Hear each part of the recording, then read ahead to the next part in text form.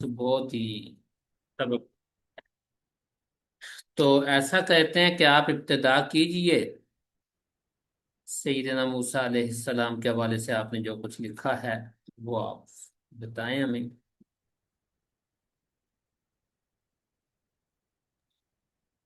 جی استاد جی، جی بسم جناب۔ اللہ الرحمن الرحیم۔ حضرت موسیٰ علیہ الصلاۃ والسلام اولو العزم پیغمبر ہیں، جو 5 اولو العزم پیغمبر ہیں ان میں سے ایک حضرت موسیٰ علیہ الصلاۃ والسلام ہیں۔ اور قرآن پاک میں جتنے بھی انبیاء کرام کا تذکرہ ہوا ہے، تقریباً 50 انبیاء کرام کا، ان میں سب سے زیادہ حضرت موسیٰ علیہ الصلاۃ والسلام کا تذکرہ ہوا ہے۔ 36 صورتوں میں تقریباً 136 مرتبہ جو ہے ان کا قرآن پاک میں مختلف حوالوں سے ذکر کیا گیا ہے۔ اور آپ کی ذاتی زندگی اور دعوتی زندگی میں بہت سے اسباق موجود ہیں۔ حضرت موسیٰ علیہ الصلاۃ والسلام اور حضرت ہارون علیہ الصلاۃ والسلام کی دعوت کے بنیادی طور پر جو جز تھے، ایک لوگوں کو اللہ تعالیٰ کی بندگی کی طرف بلانا، اور دوسرا بنی اسرائیل کو فرعون کی قوم سے یعنی کہ فرعون کی غلامی سے نجات دلوانا۔ تو اس میں تھوڑا حضرت موسیٰ علیہ الصلاۃ والسلام کا کیونکہ تذکرہ قرآن پاک میں بھی بہت زیادہ آیا ہے، اور ان کی شخصیت بھی ہماجی شخصیت تھی، اس لیے ان کے تذکرے میں تھوڑا تفصیل ہو سکتی ہے۔ میں کوشش کروں گا انشاءاللہ تعالیٰ کہ مختصر انداز میں بیان کرتا جاؤں، جو اہم چیزیں ہوں گی ان کو ہائی لائٹ کرتا جاؤں گا۔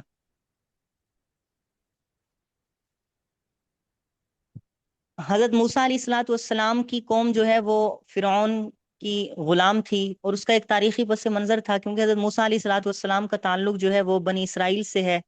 اور حضرت یوسف علیہ الصلاۃ والسلام کے زمانے میں حضرت یعقوب علیہ الصلاۃ والسلام اور ان کے صاحبزادے جو ہیں وہ کنعان سے ہجرت کر کے مصر آباد ہو گئے تھے، اور پھر ان کا خاندان اسی طرح بڑھتا پھولتا گیا۔ تو پھر ایک وقت ایسا آیا کہ یہ مصر میں جو ہے وہ طاقتور ہو گئے، اور ان کی جو ہے وہ زمینیں بھی زیادہ ہو گئیں، اور تقریباً تمام شعبوں پر جو بنی اسرائیل تھے وہ حاوی ہو گئے۔ لیکن جو اصل مصری تھے ان کو یہ بات مطلب اچھی نہ لگی، اور مختلف تدبیریں انہوں نے اپنائیں۔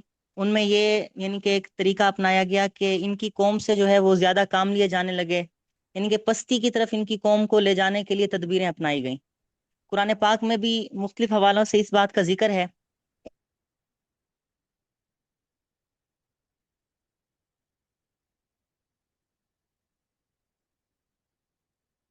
جی آواز کٹ گئی۔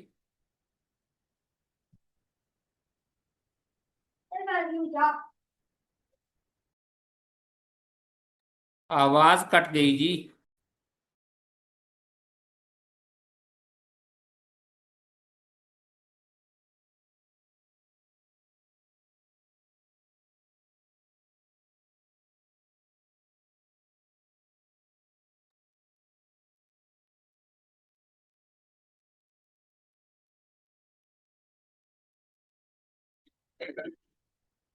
میرا نیٹ کٹ گیا تھا۔ اچھا، درمیان میں شاید اسی لیے آواز کٹ گئی، تو دوبارہ شروع کر لیجیے جی۔ شروع سے صحیح شروع کریں۔ شروع سے کرنا چاہیں تو 1-2 منٹ ہی تو پہلے تھے، شروع سے شروع کر لیں بھلے۔ جی، آج کا ہمارا موضوع حضرت موسیٰ علیہ الصلاۃ والسلام کے متعلق ہے۔ حضرت موسیٰ علیہ الصلاۃ والسلام اولو العزم پیغمبروں میں سے ہیں، اور قرآن پاک میں تقریباً 50 انبیاء کرام کا تذکرہ ہوا ہے۔ ان میں سب سے زیادہ تذکرہ جو ہے حضرت موسیٰ علیہ الصلاۃ والسلام کا ہوا ہے۔ 36 صورتوں میں تقریباً 136 مرتبہ جو ہے حضرت موسیٰ علیہ الصلاۃ والسلام کا تذکرہ کیا گیا۔ آپ کی زندگی، ذاتی زندگی اور دعوتی زندگی میں بہت سے واقعات جو ہیں وہ اور اسباق موجود ہیں۔ حضرت موسیٰ علیہ الصلاۃ والسلام کی دعوت کے بنیادی طور پر جو جز تھے، ایک یہ کہ لوگوں کو اللہ کی بندگی کی طرف بلانا، اور دوسرا حضرت بنی اسرائیل کو فرعون کی غلامی سے نجات دلانا۔ چونکہ بنی اسرائیل کی قوم کو یہ جو دوسرا موضوع ہے اس پر بات کرنے کے لیے ہمیں تھوڑا تاریخ میں جانا پڑے گا، تاریخی پس منظر دیکھنا پڑے گا۔ حضرت موسیٰ علیہ الصلاۃ والسلام جو ہیں وہ حضرت یعقوب علیہ الصلاۃ والسلام کی اولاد میں سے ہیں، ان کے بنی اسرائیل میں سے ہیں۔ تو بنی اسرائیل جو ہیں وہ حضرت یوسف علیہ الصلاۃ والسلام کے زمانے میں مصر میں آ کر آباد ہوئے تھے کنعان سے، اور یہاں پر مصر میں پھر ان کی آل اولاد بڑھی اور بہت زیادہ جو ہے وہ ایک تعداد میں زیادہ ہو گئے، اور طاقت بھی ان کے پاس آ گئی، اور زمینیں بھی ان کے پاس کافی آ گئیں۔ تو یہ چیز جو ہے وہ اصل وہاں کے جو باشندے تھے، مصری تھے، ان کو یہ چیز ناگوار گزری، اور انہوں نے پھر مختلف تدابیر اپنائی ان کو کمزور کرنے کے لیے اور ان کو نیچا کرنے کے لیے۔ قرآن پاک میں بھی اس حوالے سے کئی جگہ موجود ہے، کیونکہ فرعون مصر کا جو بادشاہ ہوتا تھا اس کو فرعون کہا جاتا تھا۔ تو ایک جگہ پہ فرمایا گیا کہ ان فرعون علا فی الارض وجعل اہلها شیعا یستضعف طائفة منهم، کہ فرعون نے جو ہے وہ بنی اسرائیل کے اور مصر والوں کے دو حصے کر دیے تھے، مختلف جماعتیں کر دی تھیں۔ یستضعف طائفة، ایک گروہ کو جو ہے وہ کمزور کر دیا، یعنی کہ جو بنی اسرائیل تھے ان کو نیچ کام دیے گئے، اور جو اعلیٰ عہدے تھے وہ مصریوں کو دیے گئے۔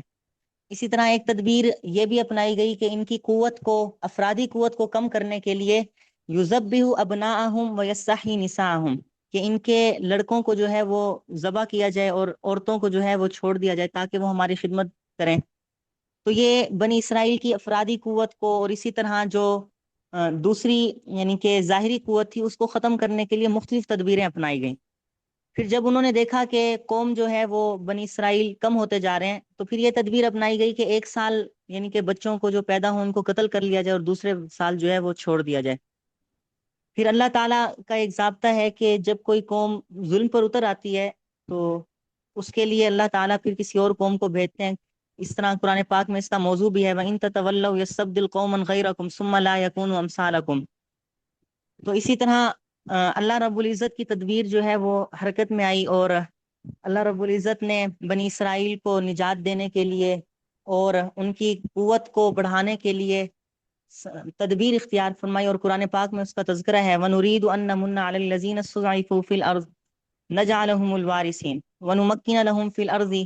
کئی ساری ایسی آیات ہیں جن کے اندر یہ ذکر کیا گیا ہے کہ اللہ رب العزت جو ہے وہ بنی اسرائیل کو، حضرت موسیٰ علیہ الصلوۃ والسلام کی قوم کو جو ہے وہ زمین کے اندر بادشاہت دینا چاہتے تھے اور اختیار دینا چاہتے تھے۔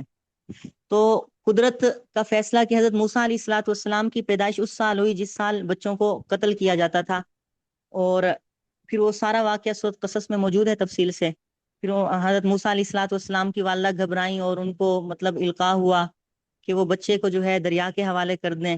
پھر وہ دریا کے ذریعے سے جب فرعون کے محل سے پہنچا تابوت ان کا، تو وہاں پر فرعون کی بیوی حضرت آسیہ رضی اللہ عنہا جو ہیں انہوں نے ان کو اپنا بیٹا بنا لیا، اور پھر اس کے بعد یہ واقعہ ہوا کہ وہ بچہ جو ہے کسی کا دودھ نہیں پی رہا تھا، تو پھر ان کی ماں کے پاس ان کو واپس لوٹایا گیا۔ تو یہ ساری مطلب درمیان میں ان کے بچپن کے واقعات ہیں۔ حضرت موسیٰ علیہ الصلوۃ والسلام کی جوانی کا کوئی مطلب خاص واقعہ تو نہیں ملتا، لیکن یہ ہے کہ قرآن پاک میں ان کے متعلق آیا کہ وَلَمَّا بَلَغَ أَشُدَّهُ وَاسْتَوَىٰ آتَيْنَاهُ حُكْمًا وَعِلْمًا، کہ جب موسیٰ علیہ الصلوۃ والسلام اپنی عین جوانی کو پہنچے تو اس وقت ان کو ہم نے جو ہے حکمت اور علم دیا۔ حکمت یعنی کہ دنائی، فہم، فراست، اور علم سے مراد دینی اور دنیاوی جتنے بھی علوم ہیں حضرت موسیٰ علیہ الصلوۃ والسلام کو عطا کیے گئے۔ پھر اسی دوران ایک واقعہ پیش آیا کہ ایک قبطی اور ایک اسرائیلی کا جو ہے آپس میں جھگڑا ہوا، اور اسرائیلی نے مدد کے لیے حضرت موسیٰ علیہ الصلوۃ والسلام کو بلایا، تو حضرت موسیٰ علیہ الصلوۃ والسلام نے اس کو قبطی کو مکہ مارا اور وہ جو ہے فوت ہو گیا، مر گیا۔ تو اس سے یہ واقعہ جو ہے پھر حضرت موسیٰ علیہ الصلوۃ والسلام کے مصر سے خروج کا سبب بنا۔ اب یہاں پر چند چیزیں ایسی ہیں جن کو مطلب غور کرنے کی ہیں، کہ جس میں قرآن پاک کے اندر بھی آیا کہ وَقَتَلْتَ نَفْسًا فَنَجَّيْنَاكَ مِنَ الْغَمِّ وَفَتَنَّاكَ فُتُونًا فَلَبِثْتَ سِنِينَ فِي أَهْلِ مَدْيَنَ ثُمَّ جِئْتَ عَلَىٰ قَدَرٍ يَا مُوسَىٰ۔ کہ موسیٰ علیہ الصلوۃ والسلام کی مطلب ایک تدبیری اللہ تعالیٰ کی طرف سے تکوینی فیصلہ یہ تھا کہ موسیٰ علیہ الصلوۃ والسلام کچھ عرصہ جو ہیں وہ مصر سے باہر جائیں اور پھر وہاں سے دوبارہ آئیں اور پوری تیاری کے ساتھ آئیں۔ تو یہ تکوینی فیصلے کے طور پر یہ سارا کچھ ہوا۔ اب اس میں جب حضرت موسیٰ علیہ الصلوۃ والسلام سے وہ قبطی کا قتل ہوا، اور یہ قتل مطلب عمدن نہیں تھا اور نہ ہی ان کا کوئی ارادہ تھا، نہ اس طرح کی کوئی تکوینی فیصلہ تھا اللہ تعالیٰ کا، لیکن اس کے بعد فوراً موسیٰ علیہ الصلوۃ والسلام نے جو ہے یہ دعا مانگی رب انی ظلمت نفسی فاغفر لی، کہ اے اللہ مجھ سے گناہ ہو گیا ہے، میں نے اپنے آپ پر ظلم کر لیا تو مجھے معاف کر دیجئے۔ تو یہ ایک بڑا پہلو ملتا ہے حضرت موسیٰ علیہ الصلوۃ والسلام کی زندگی سے، کہ آدمی سے یا داعی سے جب کوئی غلطی ہو جائے تو اس پر فوراً جو ہے اللہ تعالیٰ کی طرف رجوع کرنا چاہیے اور اللہ تعالیٰ سے معافی مانگنی چاہیے۔ اسی طرح پھر حضرت موسیٰ علیہ الصلاۃ والسلام جب یہاں سے مطلب جانے لگے تو اس وقت حضرت موسیٰ علیہ الصلاۃ والسلام نے یہ فرمایا جو قرآن پاک میں نقل کیا گیا، فلن اکون ظہیرا للمجرمین، کہ آج کے بعد جو ہے میں کسی مجرم کی مدد نہیں کروں گا۔ اور یہ وہ ایک خاص یعنی کہ حضرت موسیٰ علیہ الصلاۃ والسلام کی زندگی کا اور آنے والے وقت کا مستقبل کا جو ہے ایک اشارہ تھا، فلن اکون ظہیرا للمجرمین، کہ میں مجرموں کی ہرگز مدد نہیں کروں گا۔ اور اس کی عملی تطبیق جو ہے وہ ایسے ہی ہوئی کہ حضرت موسیٰ علیہ الصلاۃ والسلام جو ہے وہ فرعون کے خلاف جو ہے محاذ میں کھڑے ہوئے۔ تو یہ بھی حضرت موسیٰ علیہ الصلاۃ والسلام کی زندگی کا اور ان کی جوانی کا ایک اہم پہلو ہے۔ پھر اس کے بعد حضرت موسیٰ علیہ الصلاۃ والسلام جو ہے وہ مدین گئے، اور اس دوران مسلسل جو ہے اللہ رب العزت کی طرف ان کا رجوع رہا، اور اس کا سورۃ قصص کے اندر ہی یہ ذکر ہے کہ رب انی لما انزلت الی من خیر فقیر، کہ آپ جو بھی خیر یا بھلائی اتاریں گے میں اس کا محتاج ہوں۔ تو یہ بھی ایک زندگی گزارنے کے لیے اور ایک دائی کے لیے بڑی اہم چیز ہے کہ اس کا رجوع جو ہے وہ مسلسل اللہ رب العزت کی طرف ہونا چاہیے۔ اب حضرت موسیٰ علیہ الصلاۃ والسلام مدین کی طرف پہنچے، اور وہاں پر انہوں نے پورا ایک واقعہ ہے جو قرآن پاک کے اندر کئی جگہ پر مذکور ہے کہ دیکھا کہ ایک کنویں کے پاس لوگ جو ہیں بکریوں کو چرا رہے ہیں اور پانی پلا رہے ہیں، اور دو خواتین جو ہیں وہ سائڈ پر کھڑی ہیں، اور ان سے پوچھا، ساری تفصیل ہوئی تو وہ حضرت شعیب علیہ الصلاۃ والسلام کی صاحبزادیاں تھیں۔ تو انہوں نے واپس جا کر حضرت شعیب علیہ الصلاۃ والسلام کے سامنے اس بات کا تذکرہ کیا، جب انہوں نے پوچھا کہ آپ جلدی پانی لے یعنی کہ بکریوں کو پانی پلا کر کیوں آ گئی ہیں، تو یہ ساری انہوں نے صورتحال بتائی کہ اس طرح ایک نوجوان ہے اور اس نے ہماری بکریوں کو پانی پلایا۔ تو وہاں پر انہوں نے حضرت موسیٰ علیہ الصلاۃ والسلام کی صفات کو ذکر کیا کہ القوی الامین، کہ ہمیں جو آدمی ملا ہے وہ طاقتور بھی ہے اور امانت دار بھی ہے۔ اور یہی وہ چیز ہے جو کسی ملازمت کے لیے یا کسی بھی عہدے پر کسی آدمی کو رکھنے کے لیے ان دو صفات کا ہونا اور ان دو صفات کو جج کرنا بڑا ضروری ہے۔ القوی، کہ آدمی ظاہری طور پر، باطنی طور پر، جسمانی طور پر، ذہنی طور پر طاقتور ہونا چاہیے، اور جس کام کو اور جس عہدے کو اس کے سپرد کیا جا رہا ہے اس کو کرنے کے اندر، اس کو کرنے میں اس کے اندر پوری صلاحیت ہونی چاہیے، چاہے وہ ذہنی صلاحیت ہو چاہے وہ جسمانی صلاحیت ہو۔ اور دوسری صفت جو انہوں نے ذکر کی الامین، کہ وہ امانت دار بھی ہیں۔ تو یہ بھی دوسری چیز کہ امانت دار ہونا یہ بھی بہت ضروری ہے کسی ملازم کے لیے یا کسی عہدے والے کے لیے یا کسی کو عہدے پر رکھنے کے لیے، کہ وہ اپنے عہدے کے اندر مالی طور پر اور وقت کے طور پر کسی بھی طور پر جو ہے وہ امانت دار ہو۔ تو جب کسی عہدے والے کے اندر یا کسی ملازم کے اندر یہ صفات آ جائیں تو وہ حقیقی طور پر جو ہے صحیح کام کرنے کے قابل ہے۔ تو یہ حضرت موسیٰ علیہ الصلاۃ والسلام کی انہوں نے سفارش کی، اور وہ آئے، حضرت موسیٰ علیہ الصلاۃ والسلام کو بلا کر آئیں، اور اس میں پھر ان کا تذکرہ ہے کہ حیا کا بھی ذکر آیا کہ وہ جو بچیاں تھیں بڑے حیادار انداز سے چل رہی تھیں۔ پھر حضرت موسیٰ علیہ الصلاۃ والسلام اور حضرت شعیب علیہ السلام کی یہاں پر ملاقات ہوئی، اور پھر ان کا جو ہے وہ رشتہ مساہرت میں آپس میں بند گئے، اور یہ طے ہوا کہ 8 سال جو ہے وہ خدمت کریں گے، اور حضرت موسیٰ علیہ الصلاۃ والسلام جو ہے ان کے گھر میں رہیں گے، اور اگر 10 سال پورے کر لیں گے تو یہ ان کی طرف سے ایک گفٹ ہوگا۔ تو حضرت موسیٰ علیہ الصلاۃ والسلام نے مدت پوری کی۔ تو یہاں تک یعنی کہ حضرت موسیٰ علیہ الصلاۃ والسلام کی بچپن، ایک تاریخی ان کا پس منظر بیان ہو گیا ان کی قوم کا، اور پھر موسیٰ علیہ الصلاۃ والسلام کا بچپن، پھر ان کی جوانی، پھر ان کی شادی۔ تو یہ مختصر انداز میں اس کو میں نے بیان کیا ہے۔ آگے اب موسیٰ علیہ الصلاۃ والسلام جو ہیں جب وہ مدت پوری کی تو اپنے وطن کی طرف، مصر کی طرف جو ہے وہ واپس جانے لگے۔ اب وہاں راستے کے اندر کوہ طور آیا، اور وہاں پر حضرت موسیٰ علیہ الصلاۃ والسلام نے سورۃ طٰہٰ کے شروع میں یہ سارے انی آنست نارا لعلی آتیکم منہا بقبس او جذوۃ، تو یہ حضرت موسیٰ علیہ الصلاۃ والسلام نے کوہ طور پر دیکھا کہ آگ جو ہے وہ جلی ہوئی ہے، اور جب وہ قریب گئے تو وہ تجلی تھی اللہ رب العزت کی۔ تو یہ ان کو یہاں پر جو ہے وہ بعثت ملی، اور یہ ان کی بعثت کا واقعہ ہے، جس کو حل اتاک حدیث موسیٰ اذ رأى نارا فقال لأہلہم کثوا، قرآن پاک میں مختلف جگہوں پر تقریباً 8-9 جگہوں پر جو ہے حضرت موسیٰ علیہ الصلاۃ والسلام کی بعثت کے واقعے کو بیان کیا گیا ہے۔ اب حضرت موسیٰ علیہ الصلاۃ والسلام کو جو ابتدائی وحی دی گئی اس کے اندر بنیادی چیز یہی تھی، سب سے پہلی وہی یہی تھی کہ انی انا اللہ لا الہ الا انا فاعبدنی، کہ میں اللہ ہوں، میرے الہ کوئی معبود نہیں ہے، بس میری ہی عبادت کرو۔ تو یہ حضرت موسیٰ علیہ الصلوۃ والسلام کی پہلی وحی تھی، اور ان کی دعوت کا موضوع بھی یہی تھا، توحید الہی۔ اور پہلے بھی یہ بات ہو چکی کہ ہر نبی کی دعوت کا جو بنیادی موضوع ہے وہ توحید الہی ہے۔ اور اس کے بعد دعوت کے اندر دوسرا جو پہلو ہے وہ اللہ رب العزت کی عبادت کا ہے، فَاعْبُدْنِي وَأَقِمِ الصَّلَاةَ لِذِكْرِي۔ اور اسی طرح حضرت موسیٰ علیہ الصلوۃ والسلام کی دعوت کے موضوع میں تیسری چیز جو تھی وہ آخرت تھی، ان الساعۃ آتیۃ اکاد اخفیہا۔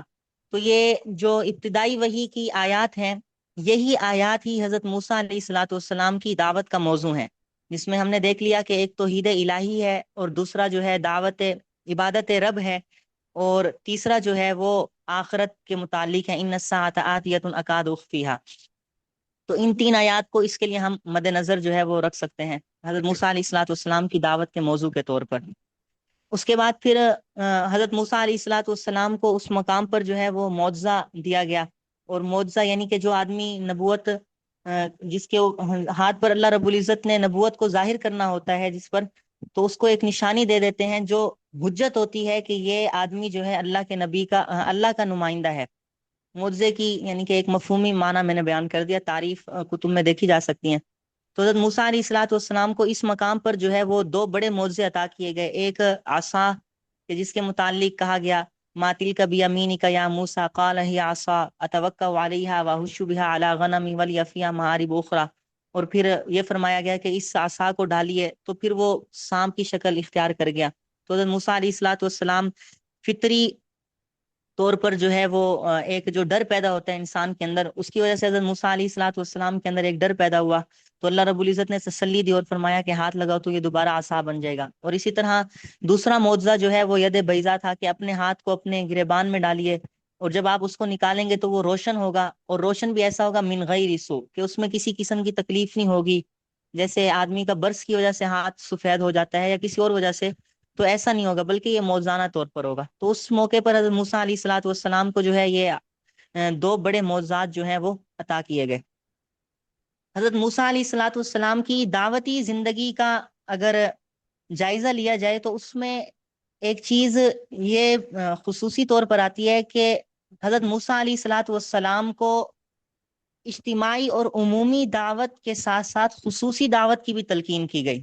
باقی انبیاء کرام جو ہیں ان کو خصوصی عمومی دعوت کے لیے کہا گیا کہ آپ عمومی طور پر دعوت دیں، کسی ایک آدمی کو مینشن کر کے یا کسی ایک فرد کو مینشن کر کے یوں نہیں کہا گیا کہ آپ اس کو دعوت دیں۔ حضرت موسیٰ علیہ الصلوۃ والسلام کی زندگی میں اور دعوتی پہلو پر جب مطالعہ کیا جائے تو یہ چیز واضح طور پر نظر آتی ہے کہ حضرت موسیٰ علیہ الصلوۃ والسلام کو خصوصی دعوت جو ہے جیسے ہمارے ہاں کہتے ہیں خصوصی گشت، تو اس طور پر حضرت موسیٰ علیہ الصلوۃ والسلام کو جو ہے دعوت کا کہا گیا، اور قرآن پاک میں مختلف جگہ پر آیا کہ اذهب الی فرعون انہ طغی، کہ فرعون کے پاس چلے جائیے اور اس کو جو ہے دعوت دیجئے، بے شک وہ سرکشی پر اتر آیا ہے۔ اور حضرت موسیٰ علیہ الصلوۃ والسلام کو ساجی نے ابھی فرمایا کمنٹ میں کہ موسیٰ علیہ الصلوۃ والسلام کو جب دعوت کا حکم دیا گیا تو وہاں پر دعوت کی تاثیر کے اسباب بھی بیان کیے گئے، جو رب اشرح لی صدری ویسر لی امری واحلل عقدۃ من لسانی یفقہوا قولی، کہ دل کی مضبوطی ہونی چاہیے اور کام کے اندر آسانی ہونی چاہیے، اور زبان جو ہے وہ صاف ہونی چاہیے تاکہ مؤثر طریقے سے اس کا ابلاغ ہو سکے۔ تو یہ اس کے اندر ساجی کی طرف سے مینشن کر دیا گیا ہے۔ حضرت موسیٰ علیہ الصلوۃ والسلام جو ہے خصوصی دعوت ان کو دی گئی۔ اب تھوڑی یہ بات کر لیتے ہیں کہ حضرت موسیٰ علیہ الصلوۃ والسلام کی دعوت کے اسلوب کیا تھے۔ تو حضرت موسیٰ علیہ الصلوۃ والسلام کی دعوت کے اسلوب اگر دیکھنے ہوں تو اس میں اس آیت کو ذہن میں رکھ لیا جائے کہ اذهب الی فرعون اذهب انت واخوک بآیاتی ولا تنیا فی ذکری، اور پھر آگے ایک دو آیت چھوڑ کے آتا ہے فقولا له قولا لینا لعلہ یتذکر او یخشی۔ اب یہاں پر حضرت موسیٰ علیہ الصلوۃ والسلام کی دعوت کے اسلوب کو بیان کیا گیا ہے کہ لا تنیا فی ذکری، کہ جب آپ دعوتی میدان میں نکلیں گے اور فرعون کو دعوت دیں گے یا اس کی قوم کو دعوت دیں گے تو وہاں میرے ذکر سے جو ہے کوتاہی نہیں کرنی، اسی طرح ابھی ہم پیچھے دیکھ کر آئے کہ اقیم الصلاۃ علی ذکری، کہ نماز قائم کرو میرے ذکر کے لیے. تو دائی کو ہر حال میں جو ہے اللہ رب العزت سے تعلق بنا کر رکھنا چاہیے، اس کا تعلق اللہ رب العزت کی ذات کے ساتھ مضبوط ہو، کیونکہ دعوت کا سرچشمہ جو ہے وہ اللہ رب العزت کی ذات ہی ہے. اگر اللہ رب العزت کی ذات کے ساتھ تعلق نہیں ہوگا تو دعوت جو ہے وہ بے روح ہو جائے گی. تو یہ آیت خصوصی طور پر حضرت موسیٰ علیہ الصلاۃ والسلام کی اسلوب دعوت میں ایک بنیادی حیثیت رکھتی ہے، ولا تنیا فی ذکری. اسی طرح دوسری چیز جو ہے وہ نرم گفتگو، کہ قولا لہو قولا لینا، کہ بالکل نرم انداز میں بات کرنی ہے. حالانکہ فرعون وہ تھا جس نے الوہیت کا دعویٰ کیا تھا، اور کئی گستاخیوں پر وہ اترا ہوا تھا، لیکن اس کے باوجود جو ہے اللہ رب العزت کی طرف سے یہ تلقین تھی، اور حضرت موسیٰ علیہ الصلاۃ والسلام کی دعوت کا یہ اسلوب بیان کیا گیا کہ ان کے ساتھ جو ہے وہ نرم انداز میں بات کرنی ہے. آگے فرمایا لعلہ یتذکر او یخشی. اس آیت کے اندر دعوت کے مقاصد کو بیان کیا گیا ہے کہ دعوت کا مقصد کیا ہونا چاہیے. لیکن جب ہم کسی کو دعوت دے رہے ہوتے ہیں، یا کوئی دائی کسی کے ساتھ دعوت کر رہا ہوتا ہے، یا انبیاء کرام نے جب قوموں کو دعوت دی تو وہاں پر عموماً دو طرح کے لوگ تھے. ایک قسم کے لوگ تو وہ تھے جو راہ سے بھٹکے ہوئے تھے، یعنی کہ کسی شکوک و شبہات کی وجہ سے یا کسی اور وجہ سے جو ہے وہ راہ سے بھٹک چکے تھے. اور کچھ لوگ وہ تھے یا وہ ہوتے ہیں جو بالکل پکے گمراہ ہوتے ہیں، یعنی کہ انہوں نے ایک خاص نظریہ بنا لیا ہوتا ہے یا ایک اپنا خاص عقیدہ بنا لیا ہوتا ہے. تو قرآن پاک میں بڑے ہی لطیف انداز میں دعوت کے مقصد کو بیان کیا گیا، لعلہ یتذکر او یخشی، کہ دعوت کا مقصد جو ہے یا تو تذکیر ہو، کہ آدمی بھٹکے ہوئے کو راہ دکھلائے، اور جو بھٹکا ہوا ہوگا تھوڑا سا وہ ایک تذکیر سے اور ایک نشانی ملنے سے یا کسی طریقے سے وہ اپنی دعوت پر جو ہے اپنے اصل پر واپس لوٹ آئے گا. او یخشا، یا جو آدمی پکا گمراہ ہے وہ اس کے اندر غور و فکر کرے گا، اور اس کے اندر اللہ رب العزت کا ایک ڈر پیدا ہوگا، اور اس ڈر کی وجہ سے جو ہے وہ دین کی طرف واپس لوٹ آئے گا یا ایمان کو قبول کر لے گا. تو حضرت موسیٰ علیہ الصلاۃ والسلام کی زندگی کے یہ مطلب مختصراً میں نے بیان کر دیے کہ دعوت کا موضوع، اور اسی طرح دعوت کا اسلوب، اور اس کے درمیان میں ایک چیز یہ بھی ایڈ کی گئی کہ دعوت کو مؤثر بنانے کے لیے کون کون سی چیزیں ہونی چاہیے، جس کو رب اشرح لی سے ذکر کیا. اور چوتھی چیز جو ہے وہ دعوت کا مقصد کیا ہے. تو حضرت موسیٰ علیہ الصلاۃ والسلام کی زندگی سے اور دعوتی زندگی سے ہمیں یہ بنیادی چیزیں ملتی ہیں. اور دوسرا اس کا جو پہلو ہے وہ فرعون کے سامنے دعوت حق، پھر قوم کی نجات. وہ صحیح میں یہاں تک ہی بس بیان کر رہا ہوں، کچھ میرا گلا بھی خراب ہے اور نزلہ بھی ہے. اچھا آگے پھر چلیں جتنا آپ بیان کر رہے ہیں باقی آپ سے ہم اگلی کلاس میں سن لیں گے، نہیں تو کوئی اور آپ کی کمی پوری کر دے گا. باقی احباب بھی امید ہے کہ ساتھ ساتھ چلیں گے انشاءاللہ. پہلے وہ تو انشاءاللہ. اتنا مزے کا لیکچر تھا نا ان کا، میں یقین کرے سنتا رہا. مجھے لگا کوئی ہماری کلاس کی نا کوئی فیمیل کوئی اسٹوڈنٹس بیان کر رہی ہے، لیکن جب میں نے نام دیکھا تو میں حیران ہوا، یہ تو میل ہے. آواز میں تھوڑی نسوانیت تھی لیکن بہت لذت آئی مجھے سن کے، اور ایسا لگا میں سنتا ہی رہوں. اچھا. چلیں جی ماشاءاللہ، یہ تو بڑی اچھی بات ہے کہ آپ کو بھی اچھا لگا. اچھا ماشاءاللہ، بہت اچھی گفتگو آپ نے کی، اور آپ کی گفتگو کے دوران جو جو چیزیں مجھے کیا کہتے ہیں نوٹ کر سکی، وہ ساتھ ساتھ میں نے شیئر بھی کر دی ہیں. ان میں اپنے جی الفاظ صحیح ہے، باتیں جزاکم اللہ خیر. باتیں ساری آپ ہی کی ہیں، بس الفاظ یا ترتیب کہیں کوئی آگے پیچھے ہو گئی ہو تو اس پہ معذرت، کوئی غلط ہو گئی ہو تو اس کو آپ ٹھیک کر لیں. سارے لوگ اس کو، یہ جو چیٹ میں نے بھیجا ہے نا، اس کو اپنے پاس کاپی کر لیں. یہ ساری احمد فدا صاحب کی گفتگو کا خلاصہ ہے. اچھا، یہ تو انہوں نے جی استاد. بہت ہی عمدہ، بہت اچھا ہمارے سامنے چیزیں رکھ دی ہیں. حضرت موسیٰ علیہ السلام کی زندگی کا ایک حصہ وہ ہے جو انہوں نے، یعنی دو حصے ان کی زندگی کے. پہلا حصہ وہ ہے جو ان کی اپنی ابتدائی زندگی ہے، ان کا بچپنا ہے، جوانی ہے، پھر سفر ہجرت ہے، شادی ہے، یعنی یہ جو ان کی تربیت کے مراحل ہیں. نبی بنانے سے پہلے اللہ انبیاء کی تربیت بھی کیا کرتے ہیں نا. تو حضرت موسیٰ علیہ السلام کی تربیت کے جو مراحل ہیں، ایک حصہ تو احمد فدا صاحب نے ہمارے سامنے وہ بیان کر دیا۔ دوسرا حصہ ان کی زندگی کا انہوں نے یہ بیان کر دیا کہ فرعون کو دعوت دینے کے لیے اللہ نے جب ان کو بھیجا تو انہوں نے دعوت کس طرح سے دی۔ انہوں نے اپنے ساتھ اپنے بھائی کو اپنا وزیر بنانے کی درخواست کی۔ اللہ نے ان کو بھیجتے ہوئے ساتھ ہدایت دی کہ دونوں جاؤ۔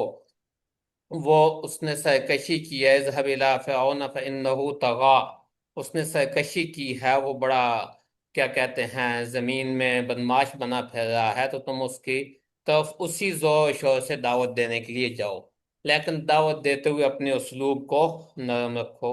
تو یہ جو دوسرا حضرت موسیٰ علیہ السلام کی زندگی کا پہلو ہے اس کو بھی انہوں نے بیان کر دیا۔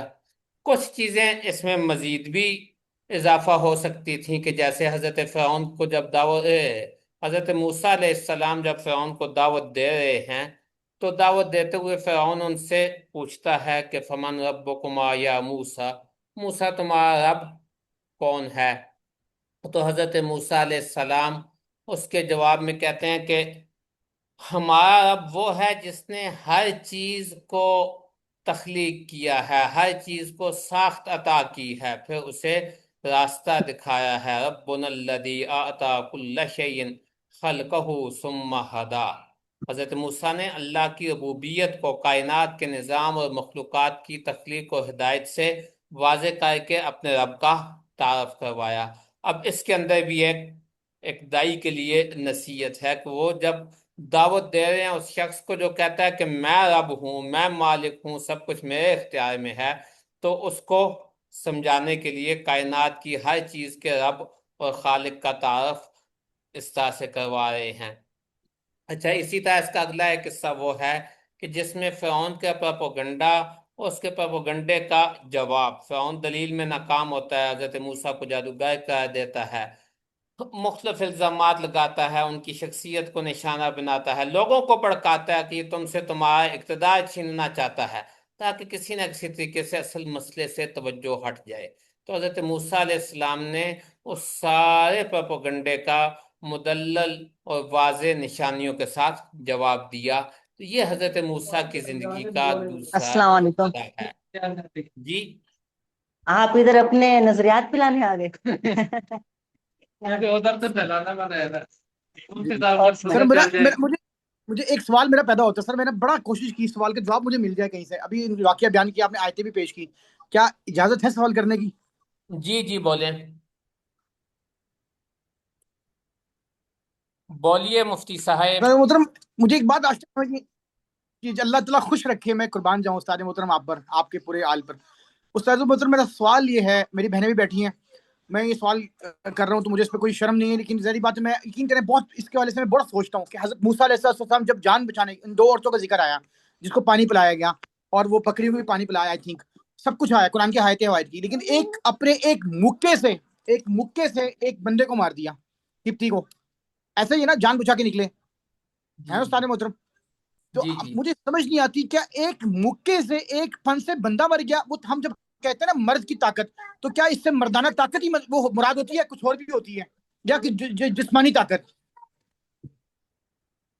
ہم مدرسہ نصرت العلوم گجرانوالہ میں پڑھتے تھے تو وہاں پہ ہمارے ایک دوست تھے ہم سے جونیئر، ان کے والد صاحب نے کافی سارا ٹائم قید میں گزارا۔ ان کا جرم یہ تھا کہ کئی محلے کے جھگڑے میں ایک بندے کو انہوں نے دپڑ مارا سینے پہ، اور اس کے دپڑ سے وہ بندہ گرا اور گر کے مار گیا۔ تو یہ کام ہو سکتا ہے، کوئی ایسی اللہ اکبر، بعید نہیں ہے۔ اچھا چلیں، لاجواب ہو گیا سر، لاجواب ہو گیا، اب نہیں، اب لاجواب ہو گیا۔ اچھا تو میں جو بات عرض کر رہا تھا کہ یہ اسی پہلے زندگی کے ایک حصے کا تعلق اس کے ساتھ ہے، یہ حضرت موسیٰ علیہ السلام اور فرعون کے مکالمے آپس میں ہیں، فرعون کے سرداروں کے مکالمے ہیں، یہ ساری چیزیں اس میں جو فرعون کی طرف سے مختلف اعتراضات ہیں اور ان اعتراضات کے جواب ہیں، یہ بحث اس پہلی بحث کا حصہ ہے جو ہمارے سامنے احمد فدا صاحب نے پیش کی۔ اسی کے ضمن میں ہمارے پاس دوسری چیز آ جاتی ہے حضرت موسیٰ علیہ السلام کا دعوتی منہج۔ یہ جب پہلا حصہ سارا ہمارے سامنے واضح ہوگا نا، تو پھر ہم ان کے دعوتی منہج کو اس سے اخذ کر سکتے ہیں، اس سے نکال سکتے ہیں۔ اب دعوتی منہج کو اس سے اخذ کرتے ہوئے ہمارے سامنے پھر دو چیزیں آئیں گی۔ ایک آئے گا ان کے موضوعات دعوت، جس کی طرف رہنمائی کی ہے احمد فدا صاحب نے۔ موضوعات دعوت کے بعد دوسری چیز آئے گی دعوتی حکمت عملی۔ تو دعوتی حکمت عملی بھی وہ ہمیں احمد فدا صاحب نے بتائی کہ حکمت، نرم گفتاری، دلیل کے ساتھ گفتگو، مخاطب کے حالات کا لحاظ کرتے ہوئے گفتگو، کے مخاطب جو ہے وہ ربوبیت کا دعویٰ کر رہا ہے، تو حضرت موسیٰ نے بھی جواب میں اللہ کی قدرت کو واضح کیا۔ اور اس کے ساتھ ساتھ عملی جدوجہد ہے، رہنمائی ہے۔ پھر دعوتی منہج ہی میں یہ بات آئے گی کہ بڑی تحریک ہے، حکمران کو دعوت دینے جا رہے ہیں، حکمران بھی ایسا جو نبوت کا دعویٰ کر رہا ہے، تو اس کے لیے افراد بھی تیار کرتے ہیں، ساتھ کہتے ہیں کہ ہارون کو میرا وزیر بنا دو۔ اس کے ساتھ اگلی ایک اور چیز بھی انہوں نے ہمیں بتا دی، ان کی زندگی کا ایک اہم مرحلہ اللہ کے ساتھ تعلق، دعا اور توکل۔ تو یہ ان کے دعوتی منہج میں یہ چیزیں آ جائیں گی۔ یہ جب احمد فدا صاحب لکھ کر ہمارے سامنے لائیں گے نا، پھر بہت اچھا یہ بن جائے گا۔ اسی طرح معجزات کی بات بھی انہوں نے کہہ دی۔ عصا کا معجزہ ہے، ید بیضاء کا معجزہ ہے، جادوگروں کا مقابلہ ہے۔ پھر جادوگروں کے اوپر جب بات واضح ہو گئی تو انہوں نے قبول کر لی۔ اور پھر آخر میں ہے فرعون سے معرکہ اور آخری فیصلہ، جس کے اندر حضرت موسیٰ رات کو لے کے فَأَسْرِ بِعِبَادِي لَيْلًا، رات کے وقت اپنے بندوں کو لے کر نکل جاؤ، میرے بندوں کو لے کے نکل گئے۔ پھر ان کا تعاقب کیا گیا اور فرعون کا لشکر پیچھے تھا، بنی اسرائیل گھبرا گئے۔ حضرت موسیٰ کا وہ تاریخی جواب، کَلَّا إِنَّ مَعِیَ رَبِّی سَیَہْدِینِ، ہرگز نہیں، یقیناً، خبردار سنو، میرا رب میرے ساتھ ہے، وہ ضرور میری رہنمائی کرے گا۔ یہ جملہ ایک جو ہے نا پورا ایمان، توکل اور قیادت کا ایک بڑا پورا فلسفہ اس کے اندر ہے۔ پھر یہ جو کچھ آگے حالات پیش آئے، فرعون اور فرعونی لشکر تباہ و برباد ہو گیا اور حضرت موسیٰ ان کے ساتھی بچ کر نکل گئے۔ یہ وہ چیزیں ہیں جو آج ہمارے سامنے احمد فدا صاحب نے بیان کر دی ہیں۔ اس کے بعد حضرت موسیٰ علیہ السلام کی زندگی کا ایک دوسرا حصہ ہے، یعنی ہم اس کو ان کی زندگی کا تیسرا پہلو، تیسرا حصہ کہہ سکتے ہیں۔ وہ ہے سیدنا موسیٰ علیہ السلام نے بنی اسرائیل کی تربیت کیسے کی، ان کی قیادت کیسے کی۔ اور پھر چوتھا حصہ یہ بن جائے گا کہ ان دونوں حصوں سے ہمارے لیے رہنمائی کیا نکلتی ہے۔ تو اب اس کے بعد آگے جو صاحب حضرت موسیٰ علیہ السلام پہ گفتگو کرنا چاہتے ہیں، ان سے ہم یہ ان کی زندگی کا تیسرا، مجموعی زندگی کا تیسرا پہلو اور دعوتی زندگی کا دوسرا حصہ، دوسرا جز، یعنی بنی اسرائیل اپنے ماننے والوں کی، اپنے ساتھیوں کی تربیت کیسے کی، اور بطور مربی، بطور قائد حضرت موسیٰ علیہ السلام کے اوصاف کیا ہیں۔ یہ چیز اب ہمیں بتائیں گے وہ صاحب جو اس سے اگلے حصے پہ گفتگو کرنا چاہتے ہیں۔ تو جناب شروع کیجئے، کون ہیں آگے؟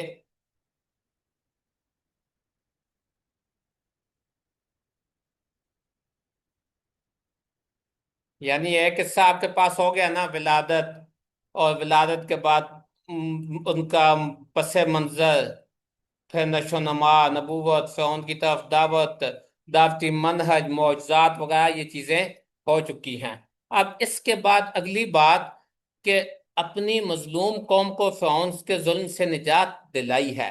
نجات دلانے ہی پہ اکتفا نہیں کیا، بلکہ ان کو توحید، حکمت، دلیل، صبر، توکل، بہت ساری چیزیں پھر اپنی قوم کو سکھائی ہیں، قوم کی تربیت کی ہے۔ اب یہ جو قوم کی تربیت کی ہے، کن اصولوں کے تحت کی ہے، کیسے کی ہے، یہ اگلا حصہ ہے۔ تو یہ ہمیں کون پڑھائے گا جی؟ احمد فدا صاحب کے ساتھ کوئی اور بھی تھے نا، کون تھے؟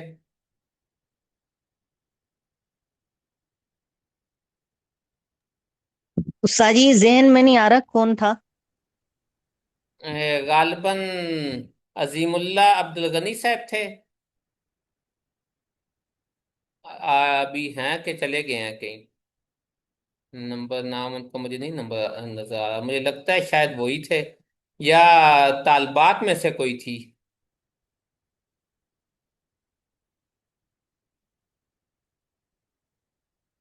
کوئی نہیں ہے؟ اللہ اکبر!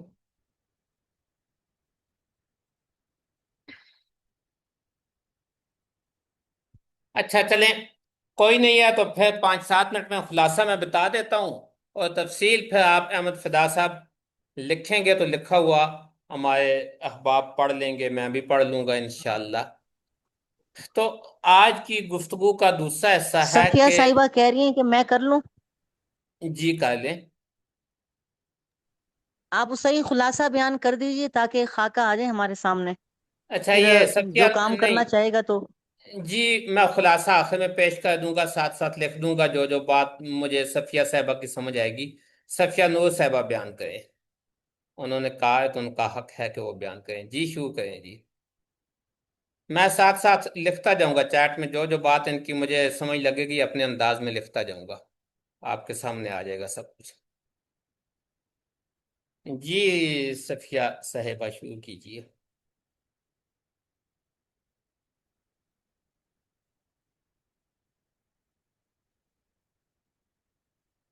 اچھا اچھا اچھا، چلے اگلے ہفتے پھر انشاءاللہ آپ سے سنیں گے، ابھی خلاصہ میں آپ کے سامنے رکھ دیتا ہوں۔ پیچھے آپ یہ بات سن آئے کہ آزادی بنی اسرائیل کو مل گئی، اب آزادی کے بعد جو ان کا اصل امتحان تھا نا، وہ سامنے آیا کہ بنی اسرائیل فرعون کے ظلم سے تو آزاد ہو گئے، لیکن ظلم سے آزاد ہونے کے باوجود جو وہ غلامانہ ذہنیت تھی وہ اتنی جلدی ختم نہیں ہوا کرتی، وہ ختم نہیں ہوئی۔ سمندر کے کنارے بھی تو انہوں نے یہی کہا تھا کہ انا لمدرکون، کہ ہم تو پکڑے گئے۔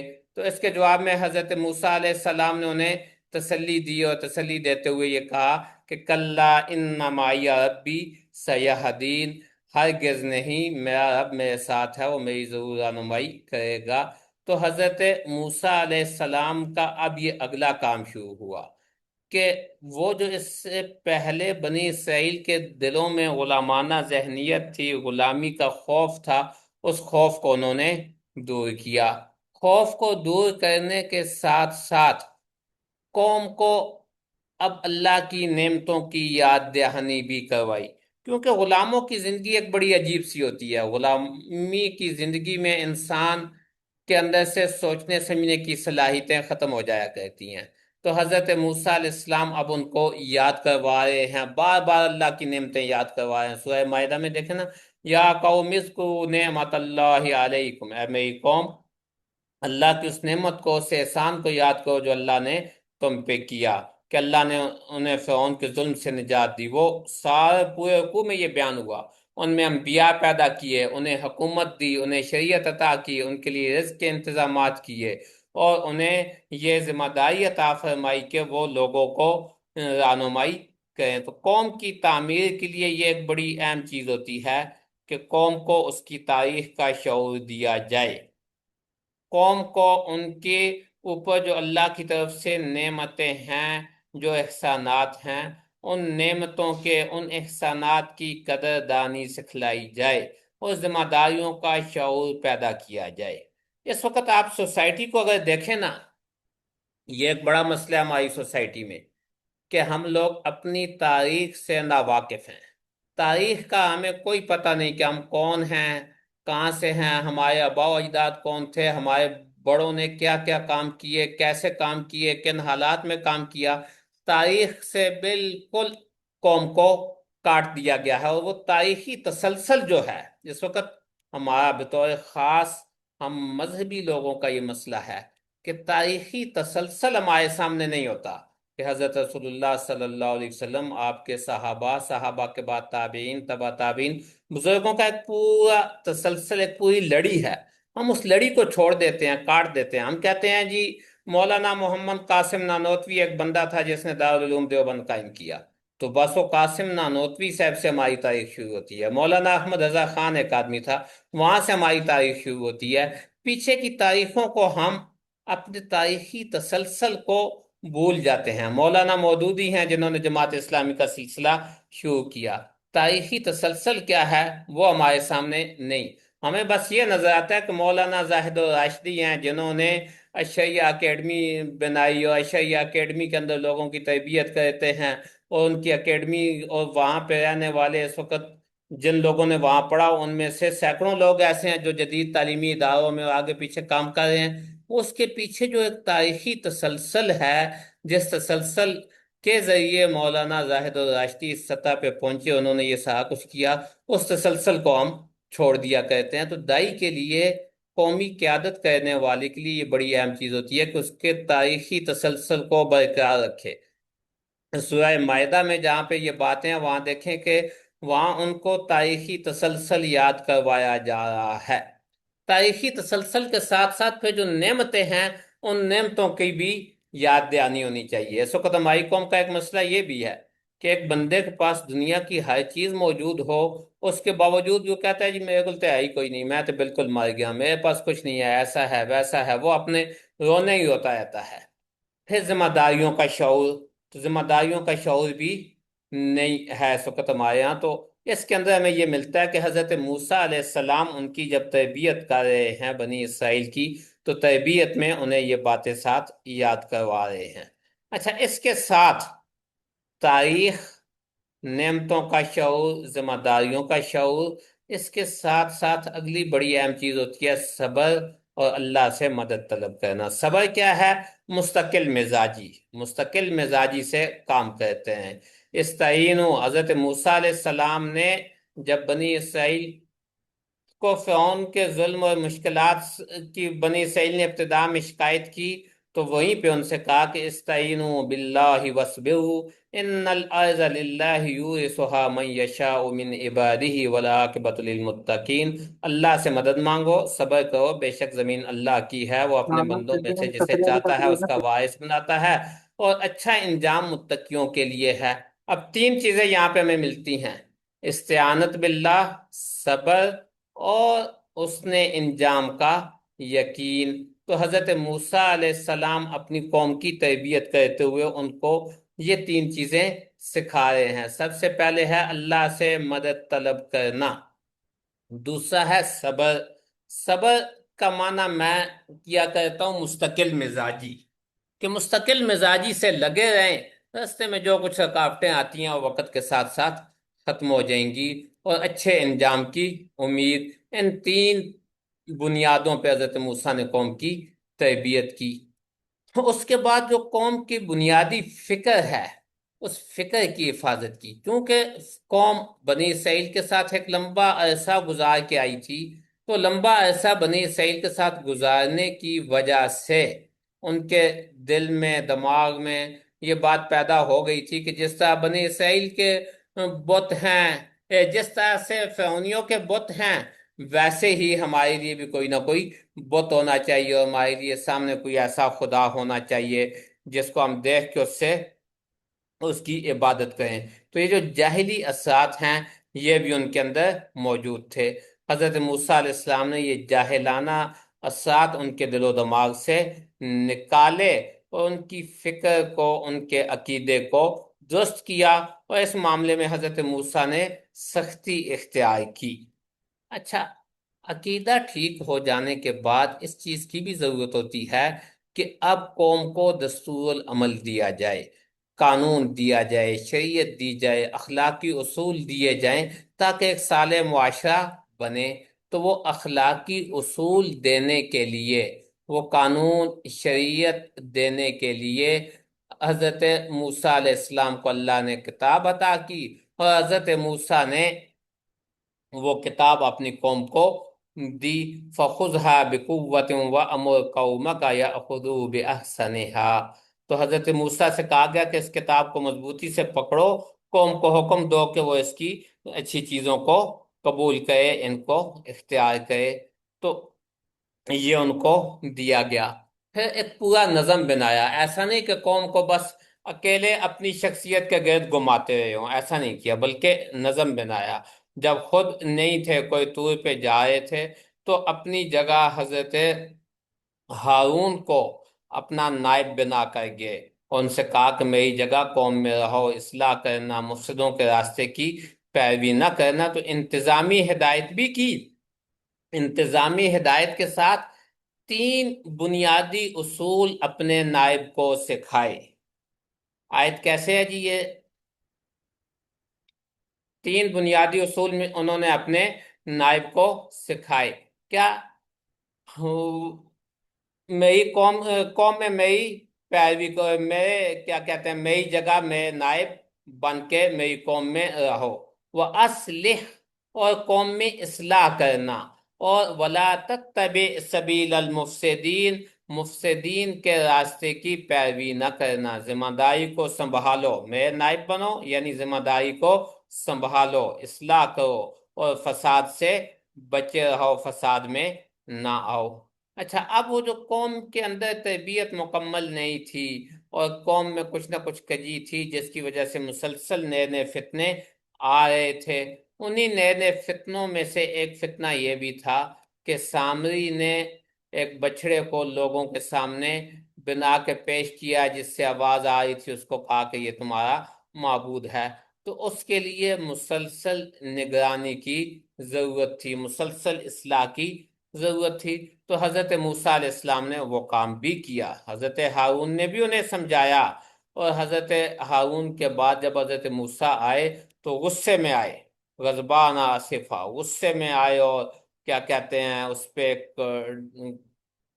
قوم کی حالت پہ افسوس کرتے ہوئے، اور اس کے اندر آ کے انہوں نے اصلاح کی۔ اب وہ جو اصلاح ہے پیچھے جہاں پہ وہ محبت سے اس سے بات کریں، تو اب یہاں پہ آ کے انہوں نے احتساب کیا اور سختی کو اختیار کیا۔ خود اپنے نائب کے ساتھ پہلا لہجہ رویہ ان کا سختی کا تھا۔ تو ایک قائد کے لیے، لیڈر کے لیے یہ بھی ضرورت ہوا کرتی ہے کہ وہ موقع محل پہ لوگوں کے لیے سختی بھی کرے۔ پھر لوگوں کو رہائش کی ضرورت ہوتی ہے، جگہ کی ضرورت ہوتی ہے۔ تو حضرت موسیٰ نے بنی اسرائیل سے کہا کہ یا قوم ادخلوا الارض المقدسہ التی کتب اللہ لکم، لیکن قوم نے خوف کا اظہار کیا، انہوں نے کہا جی ہم وہاں نہیں جا سکتے۔ تو اب اس کے نتیجے میں پھر 40 سال تک ان پہ وہ زمین حرام کر دی گئی، اور ایک لمبا عرصہ ان کی تربیت کی گئی۔ 40 سال لمبا عرصہ تربیت کے بعد پھر وہ وہاں گئے، جب حضرت موسیٰ دنیا سے جا چکے تھے۔ تو یہاں پہ ایک دائی کے لیے، ایک قائد کے لیے یہ بڑی اہم بات ہے کہ قوم کی تربیت، جب قوم نے ایک لمبا ایسا غلامی میں گزارا ہونا، تو پھر وہ غلامی کے اثرات اتنی جلدی ختم نہیں ہوا کرتے، غلامی کے اثرات ان کے اوپر رہتے ہیں۔ تو جو یہاں مربی ہیں، جو دائی ہیں، جو رہنمائی کرنے والے قائد ہیں، لیڈر ہیں، ان کے لیے اب یہ بات بھی لازمی ہو جایا کرتی ہے کہ وہ قوموں کی تربیت کے لیے طویل مدتی منصوبہ بندیاں کریں، لمبے عرصے کی منصوبہ بندی کر کے یہ نہ دیکھیں کہ بس یہ تو میری زندگی میں ایسے ہو جائے، میں ایسا کر دوں، بس یہ 5 سالہ گزرے، اگلے 5 سالے کے الیکشن میں ساری دنیا کو تبدیل کر دوں گا اور ایسا ایسا ہو جائے گا۔ ایسا نہیں ہوا کرتا۔ جب تبدیلی قومی سطح پہ اور بڑی تبدیلی لانی ہے، تو اس کے لیے ایک لمبی تربیت کی ضرورت ہے، اور قوم کو ایک تربیتی مرحلے سے گزارنا ہوگا۔ جب وہاں سے وہ گزرے گی تو اس کے بعد پھر وہ آگے بڑھ سکے گی، اس کے بغیر وہ آگے کبھی بھی نہیں بڑھ سکتی۔ تو یہ حضرت موسیٰ علیہ السلام کی زندگی کا دوسرا بڑا اہم حصہ ہے، جس کے اندر انہوں نے قوم کی تربیت کی ہے۔ اب اس میں ہم اگر تلاش کریں حضرت موسیٰ کے بطور قائد، بطور لیڈر کے اوصاف، تو بہت سارے اوصاف ہمیں مل جائیں گے، جس میں اللہ پہ ان کا بھروسہ ہے، شجاعت ہے، حق گوئی ہے، حکمت عملی ہے، اور اللہ کے سامنے اپنی کمزوری کا اظہار ہے، اہل افراد کو ساتھ لے کے چل رہے ہیں، صبر ہے، استقامت ہے، مستقل مزاجی ہے، اللہ سے مسلسل تعلق ہے، وغیرہ۔ یہ ساری چیزیں اس میں ہمیں مل جائیں گی۔ اب اس سب کچھ سر کو ایسا آج محسوس کے، ہوا کہ جی جی، اب اس سب کچھ کو اگر آپ آج کے دور میں لا کر دیکھیں نا، تو آج کے اس دور میں بھی ہمارے لیے اس میں کافی ساری چیزیں ملتی ہیں، ہر ایک سے ہم اپنے لیے رہنما اصول اخذ کر سکتے ہیں۔ مثلا اس وقت ابھی کل ہم نے 14 اگست منائی ہے، ظاہری طور پہ ہم اپنی آزادی کو منا رہے ہیں، لیکن یہ آزادی کافی نہیں۔ بنی اسرائیل سے بھی فرعون آزاد تو ہو گئے، بنی اسرائیل بھی تو فرعونیوں سے آزاد ہو گئے نا، مگر آزادی کے اثرات ان پہ بڑی دیر کے بعد ظاہر ہوئے، ایک لمبا ایسا غلامی کے اثرات رہے ہیں۔ تو حقیقی آزادی کے لیے فکری آزادی، اخلاقی آزادی، روحانی آزادی یہ لازمی ہے۔ اس کے بغیر آزادی کا تصور وہ نامکمل تصور ہے۔ اسی طرح پھر آزادی کے ساتھ جو فکر عقیدہ کی اصلاح ہے وہ بڑی ضروری چیز ہے، کہ فکر اور عقیدہ کی اصلاح کس طرح سے کیسے ہو سکتی ہے۔ تو یہ ساری آج کے دور میں ہمارے لیے حضرت موسیٰ علیہ السلام کی زندگی میں بہت ساری رہنمائی ہے۔ ایسے ہی افراد سے زیادہ اہم چیز ہوتی ہے تربیت یافتہ افراد کا ساتھ ہونا، تربیت یافتہ لوگوں کی ٹیم ہونا، کہ ٹیم ہوگی تو کام ہوگا، اکیلے نہیں ہوتا۔ سیدنا موسیٰ علیہ السلام نے سیدنا ہارون کو ساتھ ملایا کہ ان کو میرے ساتھ ملائیں تاکہ ان کو ساتھ لے کے میں کام کروں۔ اسی طرح حضرت موسیٰ علیہ السلام کو سامری کا فتنہ پیش آیا، قوم کی بزدلی کا فتنہ پیش آیا۔ آج بھی فتنوں کی صورتیں بدل گئیں، لیکن بہت سے فتنے ہیں، الحاد ہے، مادیت ہے، اخلاقی بے روی ہے، فکری انتشار ہے، مذہبی انتہا پسندی ہے، تہذیبی طور پہ ہم مرعوب ہیں۔ تو ان سارے فتنوں سے نمٹنے کے لیے مسلسل فکری اور دینی تربیت کی ضرورت ہے۔ اگر یہ چیز ہوگی تو پھر ہم سوسائٹی میں کامیاب ہو سکتے ہیں، وگرنہ نہیں۔ اور سب کا آخری جو حاصل ہے وہ کیا ہے کہ کلا ان معی ربی سیہدین۔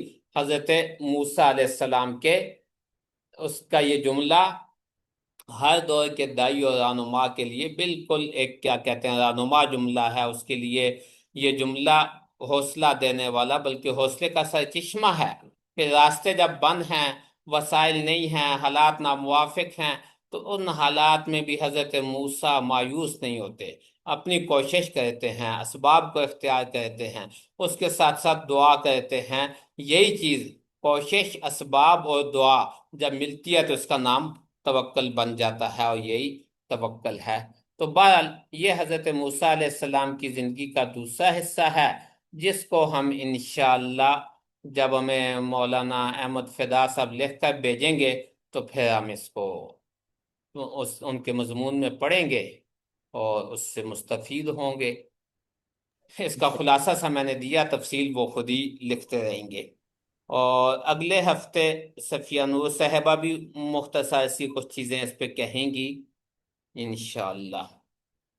اور مفتی صاحب آپ کے ذمہ سر کیا تھا؟ محترم ایسا محسوس ہوا جیسے آپ سر میرے ذمہ میں نے سر اتنا بڑا کام کیا ہے، پوسٹ بنائی ہے حضرت نوح علیہ السلام کے اوپر جمعہ پڑھایا ہے، 3 جمعے پڑھا لیے میں نے استاد محترم۔ میں حیران ہوں، آپ نے میری پوسٹ نہیں دیکھی؟ آپ نے میری وہ پوسٹ نہیں دیکھی؟ پوسٹ میں نے ایک دفعہ پوسٹ شیئر کی تھی جس میں میں نے نہیں حضرت نوح علیہ دیکھی۔ السلام، نوح بن لامک کے نام سے آپ نے مجھے اپنے فرینڈ میں ہی نہیں میں شامل نے آپ کیا کو ہوا، تو میں ہوں آپ سر کے جی فرینڈ کیسے میں؟ کیسے ہو سکتا ہے؟ آپ کا نمبر دل میں سے کون سے بس فرینڈ، دل فیس میں بک فرینڈ کی بات کر رہے ہیں آپ؟ اچھا، تو آپ نے پوسٹ کہاں لکھی ہے؟ سر پوسٹ آپ کے گروپ میں میں نے بھیجی ہے، گروپ میں جس گروپ میں ہم ایڈ اچھا ہیں، ہمارے گروپ، سارے حضرات ایڈ ہیں۔ اچھا اچھا اچھا، ٹھیک ٹھیک ٹھیک ٹھیک۔ میں نے اس میں حضرت نوح بن لامک کا خلاصہ لکھ کر باقاعدہ جمعہ پڑھایا، 3 جمعے پڑھائے، جمعے کی میں نے باقاعدہ ما مسجد کا ما ایڈریس لکھا ہے اس میں کہ جمعہ پڑھایا جائے ماشاء گا۔ اللہ، ماشاء اللہ ماشاء اللہ، بہت اچھا۔ تو بس حضرت موسیٰ سر میں علیہ حیران ہو السلام گیا کہ پہ آپ بھی، نے